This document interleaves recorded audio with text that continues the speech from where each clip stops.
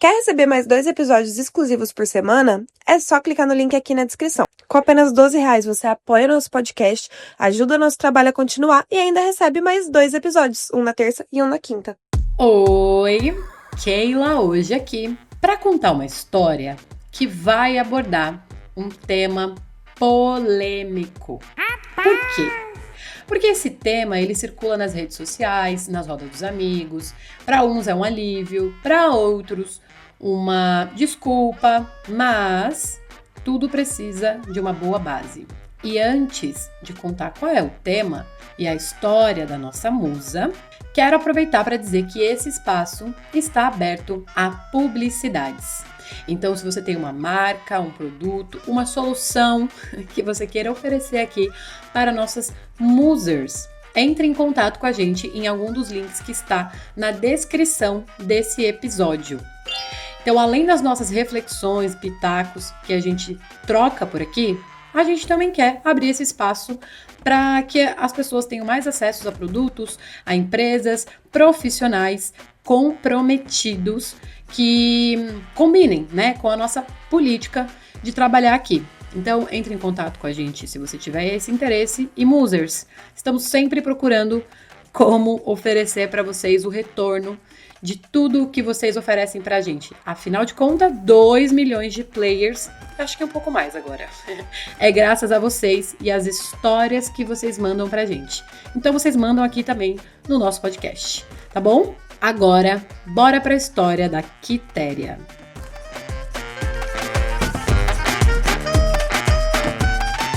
Mas então, eu conto ou você conta? Desde criança, a Quitéria sempre foi muito esquecida. Sabe quando um adulto olha para uma criança e fala: "Ah, você é muito avoada." Então, a Quitéria escutava dos pais que ela era acostumada a viver no próprio mundo. Ela tinha bastante dificuldade de concentração, ela tinha dificuldade para memorizar coisas. Muitas vezes, as pessoas diziam para ela que ela era preguiçosa, porque era essa maneira que as pessoas interpretavam o jeitinho dela. Na escola, principalmente nas matérias que exigiam mais dela, que ela tinha mais dificuldade, né, como matemática, física, química, matérias de exatas. Ela acabava se distraindo, quando ela percebia, já tinha se perdido nos pensamentos, e ela se lembra muito bem que durante o ensino fundamental, uma professora que acompanhava ela desde a 4ª série, falou para a mãe dela: "Olha, parece que a Quitéria tá sempre pensando na morte da bezerra." Porque ela demorava para terminar as atividades. Sabe quando os professores iam enchendo a lousa de coisas e tal, e apagava e ia escrevendo? Então, aí alguém levantava a mão, né? Pelo menos na minha época era assim. "Ah, professora, eu ainda tô ali." A professora apagava metade, aí você copiava. "Pode apagar?" Aí apagava mais uma frase. "Pode apagar?" Aí apagando, esperando ali um aluno terminar. Às vezes, gente, eu vou confessar que às vezes eu era essa aluna, que também eu era bem devagarzinha. A Quitéria, acontecia isso com ela, né? Com muita frequência. Então, ela acabava sendo punida também por alguns professores, ali pela didática que eles praticavam, porque ela não acompanhava o ritmo da maioria dos colegas. Então, às vezes, ela ficava até depois do horário para concluir a atividade, né? Ali a lição e tal. Então, para ela, esse período escolar foi muito difícil. Ela lembra que as pessoas costumavam, né, em casa, na rua e na escola comentar sobre isso. Já em casa, como era? Se ela estivesse olhando a panela no fogo ali, às vezes a mãe falava, né, "Ai, que..." "Quitéria, dá uma olhada ali no arroz pra mim, tal." Ela esquecia. Então, não dava para delegar para ela atividades assim que tinha que acompanhar o tempo. Então ela deixava a comida queimar, mesmo quando era ela que estava cozinhando, né, um pouco mais crescida. Quando ela saía, ela esquecia as chaves de casa e ficava para fora. Ela tinha dificuldade de começar alguma tarefa, então o que a gente fala hoje, né, de procrastinação e tal. Ela tinha muita dificuldade de começar alguma coisa e quando ela começava, ela tinha dificuldade de terminar também. A mãe dela dizia assim para ela que ela fazia as coisas à prestação. Sabe, gente, quando a gente faz parcelado ali? Então, porque no meio dos processos, se alguma coisa chamasse a atenção da Quitéria, ela esquecia o que ela estava fazendo e aquilo virava a prioridade dela. E ela esquecia o que ela estava fazendo antes. Então era muito difícil para ela dar conta das coisas cotidianas. E no trabalho, como que isso foi aparecer? Bom, lá em 2018, quando a nossa musa tinha 18 anos de idade, ela fez uma entrevista, primeiro emprego, aquela expectativa, aquela coisa toda, carteira assinada. E aí ela começou a trabalhar e vira e mexe, ela esquecia de alguma coisa, ou alguém falava com ela e ela não acompanhava. E aí os colegas aos poucos foram dizendo para ela: a Quitéria vive no mundo da lua. Lua, não sei o quê. Até que o apelido dela virou Lua. Porque Quitéria vivia em seu próprio mundo. Até aqui eu conto ou vocês contam? Eu acho que a gente gosta, né, de viver no nosso próprio mundo, na nossa cabeça, nas nossas próprias experiências, né? É a nossa tendência humana natural. Isso é presente. Mas esse episódio vai falar, né? Eu vou abordar aqui com vocês um tema que é o TDAH. No caso da Quitéria, isso começou a tomar a vida dela. Como?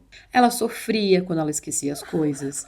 Ela sofria porque ela tentava se organizar de alguma maneira que ela conseguisse dar conta das coisas. Então, assim, né, gente, no trabalho, na vida prática, e ela não conseguia. E isso fez com que ela passasse a ter crises intensas de ansiedade. Ela sentia raiva, ela ficava com preocupação, né, em excesso quando ela se comprometia com alguém. Era aquela coisa que passou a martelar na cabeça dela 24 horas por dia. E ela passou a pensar que tinha algo de errado com ela. Porque por mais que ela se esforçasse e buscasse estratégias, ela não conseguia se sentir, entre aspas, normal. Essas eram as palavras que ela utilizava para tentar entender o que acontecia com ela, que tinha um jeito normal de viver e o dela não era. Até que em 2022 ela procurou uma psicóloga.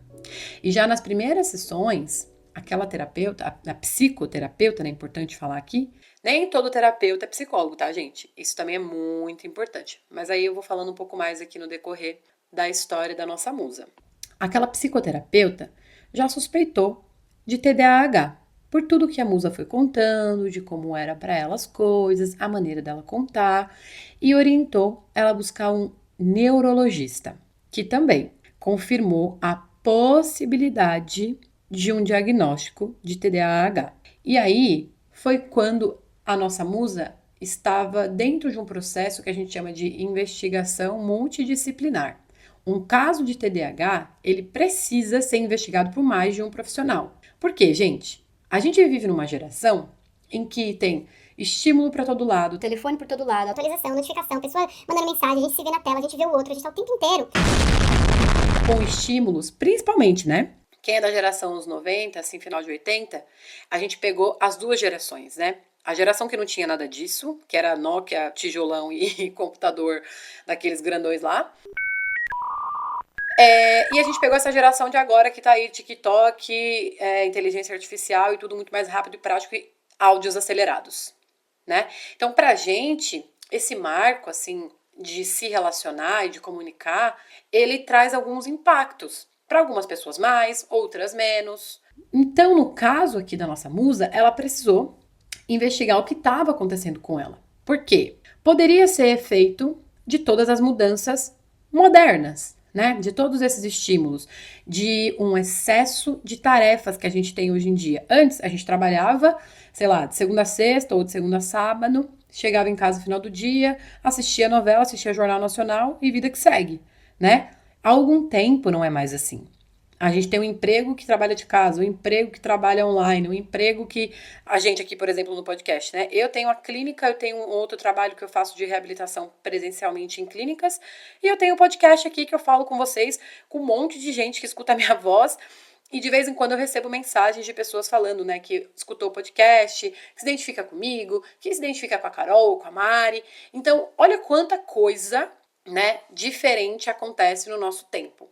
Então é importante considerar tudo isso para que a gente não banalize, para que as pessoas que realmente têm esse transtorno, né, elas não sejam desrespeitadas, mas também que as pessoas que estão sendo afetadas pelas mudanças modernas, as mudanças de comunicação, também não banalize esse diagnóstico. É importante uma avaliação por vários profissionais, ou seja, né, uma equipe multidisciplinar. Então, voltando aqui, ela primeiro falou com uma psicoterapeuta, que orientou ela a procurar um neurologista, depois foi para uma neuropsicóloga, e tudo isso nos documentos dizendo que eram uma hipótese diagnóstica. E aí ela entrou no processo de avaliação e muitos testes. E só depois de alguns meses veio o diagnóstico.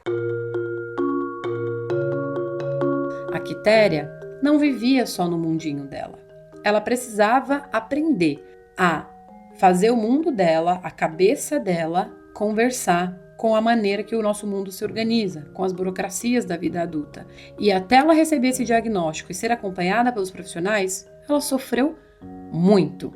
E foi só a partir daí que ela conseguiu iniciar um tratamento com medicação, acompanhamento ainda, né, psicológico, e começar também a compreender tudo o que tinha se passado com ela na infância, aquilo que ela carregava desde sempre, né, como uma coisa estranha ou anormal. Para ela receber o diagnóstico, foi um alívio enorme, porque ela passou a se enxergar com mais compaixão, conseguiu ter orientações necessárias, a desenvolver estratégias para lidar melhor com as dificuldades que ela tinha no dia a dia.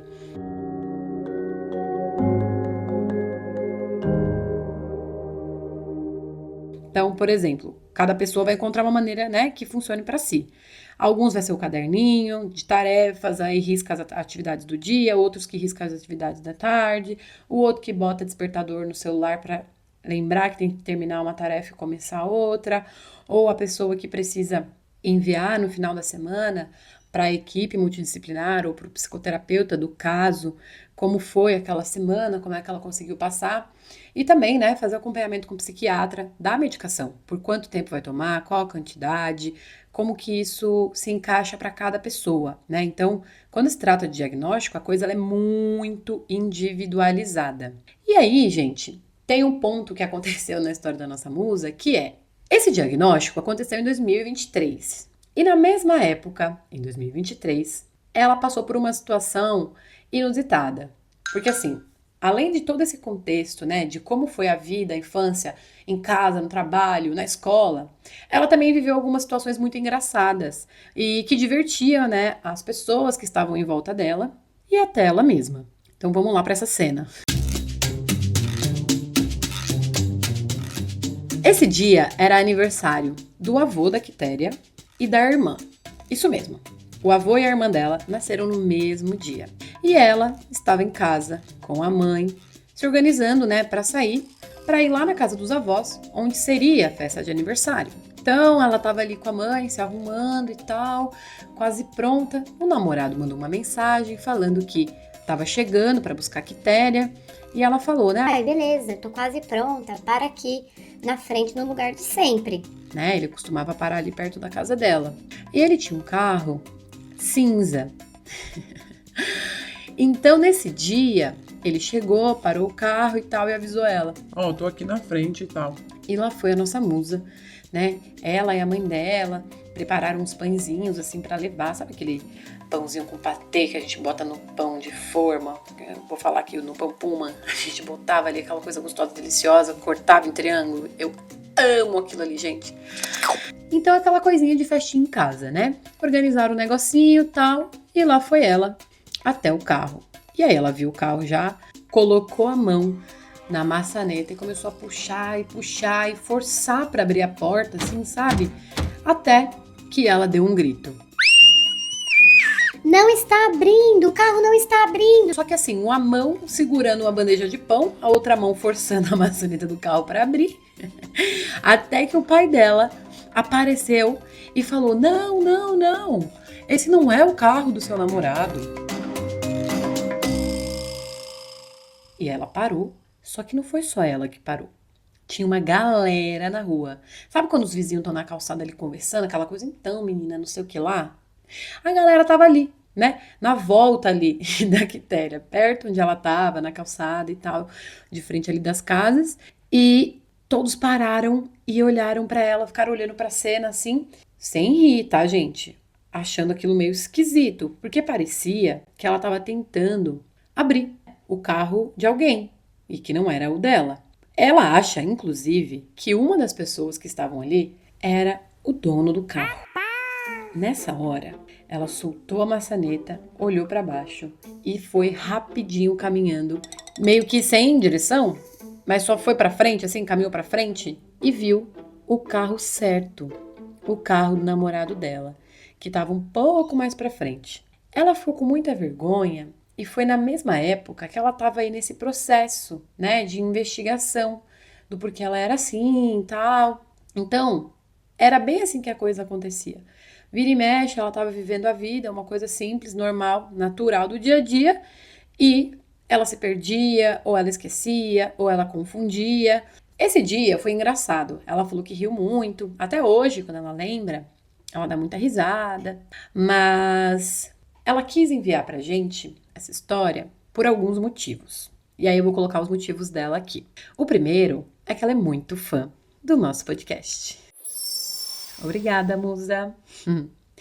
O segundo é que ela queria contar essa história de uma maneira engraçada também. Só que aí a gente teve umas trocas de e-mails, né? Porque vocês sabem que a gente se responsabiliza aqui pelas histórias que a gente conta. Então, a gente gosta de saber qual é o tom que vocês querem dar na história e também devolver para vocês como é que a sua história chega pra gente aqui, antes da gente gravar e colocar ela no mundo por vocês. E foi nessa troca de e-mail que a gente percebeu a importância de abordar, no caso dela, a individualidade de como foi a história dela, os momentos de angústia, de preocupação, de medo, de dúvida, de todo o sofrimento que envolve na vida de uma pessoa que não tem um diagnóstico sobre alguma diferença que ela tem. E aí a gente pode pensar também nos casos de transtorno de autismo. Tem adultos que só vão descobrir, né, que tem algum level, algum nível de autismo quando já é adulto. E o diagnóstico ele é muito mais difícil, né? Então vocês veem que aí no caso dela, ela tinha ali a professora que chamava, falava uma coisa, e tinha uma outra que acompanhava mais tempo e falava coisas, mas isso não aconteceu tão cedo na vida dela. Ela foi trabalhar e foi sofrendo ali outras coisas. Muitas dessas coisas aconteciam de maneira divertida, mas para ela, com o tempo, foi virando um sofrimento, foi atrapalhando, inclusive, na maneira dela se relacionar com as pessoas. Porque quando não há um diagnóstico, ou seja, você não sabe como você funciona, e aí isso serve também para autoconhecimento em qualquer nível, né, do que a gente sabe sobre a gente, isso vai afetar as nossas relações interpessoais. Então aqui, um dos objetivos da nossa musa é dizer que, aí eu vou ler aqui as palavras dela.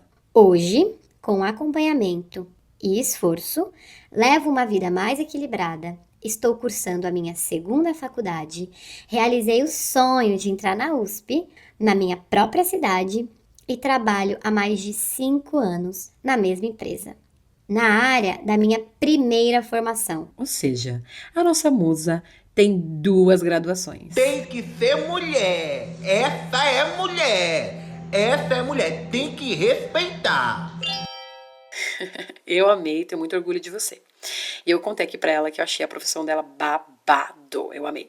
E ela adiciona que apesar da banalização que às vezes existe em torno do TDAH, quem vive essa realidade sabe o quanto pode ser desafiador para ela, para a família, mas também ela quer deixar aqui registrado, né? Que ela sabe que com tratamento e apoio é possível sim levar uma vida funcional e cheia de conquistas. Muito obrigada, musa, por ter compartilhado sua história com a gente. Obrigada pela confiança. Para vocês que recebem aí a história da Quitéria, ela vai estar lá no Telegram, interajam com ela, troquem. Nós também estaremos lá para conversar com vocês. E para finalizar esse episódio, eu quero deixar minha contribuição aqui. Tem uma brasileira chamada Juliana Belo Diniz.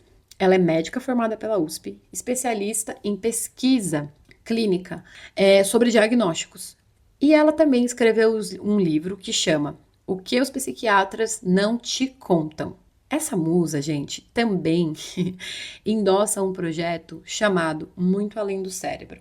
E o que a Juliana aborda, né? Ela tem mais de 70 artigos na área sobre diagnóstico, tratamento e TDAH. O trabalho dela basicamente combina pesquisa clínica com uma comunicação crítica, tanto sobre tratamento, sobre a medicina, como a indústria farmacológica aborda, né, e aproveita muitas das vezes do nosso sofrimento contemporâneo para fazer venda de medicalização excessiva, né? Então, ela também defende a contextualização e a individualização de cada caso. Eu trouxe ela aqui porque eu já tinha escutado falar desse livro em alguns debates que eu participo, então vou deixar aqui, a gente vai colocar lá no nosso Instagram também, alguma coisa, né, algum post, alguma coisa da Ju.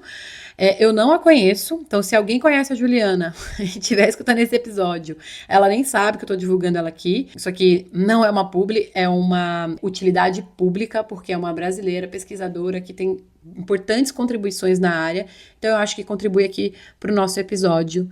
E é isso, tá bom, pessoal? Um beijo pra vocês e até a próxima história. Oi, pessoal, Carol aqui. Como esse é um podcast que está sempre inovando, dessa vez vamos trazer alguns segundinhos da própria Quitéria falando sobre a experiência dela. Óbvio que a gente tá mudando a voz, porque continua sendo uma história anônima. Outra coisa que eu queria falar com vocês é, gente, se você se sente um pouco diferente, se tem alguma coisa te incomodando nesse sentido do seu comportamento, de como você se sente em relação à saúde mental, procure um profissional. É como a Keila falou aqui, tem uma cadeia de profissionais para dar esse tipo de diagnóstico. Não acreditem em diagnóstico do TikTok, pelo amor de Deus, né? Vamos parar de se autodiagnosticar também e valorizar nossos profissionais da saúde. No SUS, você pode começar por uma consulta pela UBS, depois você vai encaminhado pela avaliação especializada, né, um psiquiatra ou um neurologista para confirmar esse diagnóstico. Então, é um diagnóstico que tem várias etapas, mas também, se você estiver no Brasil, tem esse tipo de serviço gratuitamente. Viva o SUS, é nóis! Boa sexta-feira e bom final de semana.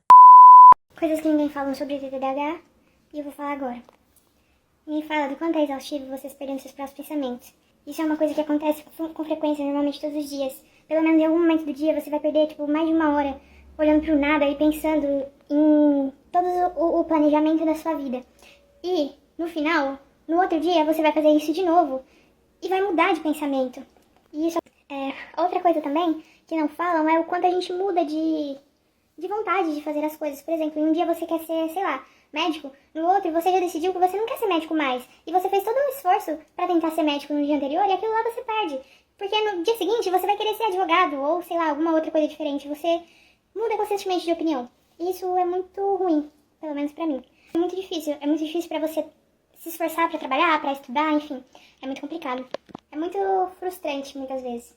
Mas é isso. Acho que eu expliquei algumas coisas sobre a visão de quem realmente tem o transtorno. E sim, eu sou diagnosticada, fiz certinho os procedimentos para identificar no neurologista, na neuropsicóloga, enfim, atualmente passo no psiquiatra e é isso. Após o sinal, diga seu nome e a cidade de onde está falando. Se você tem uma história e quer que a gente conte ela aqui anonimamente, manda pra gente no escreveseuconto@gmail.com. e até a próxima!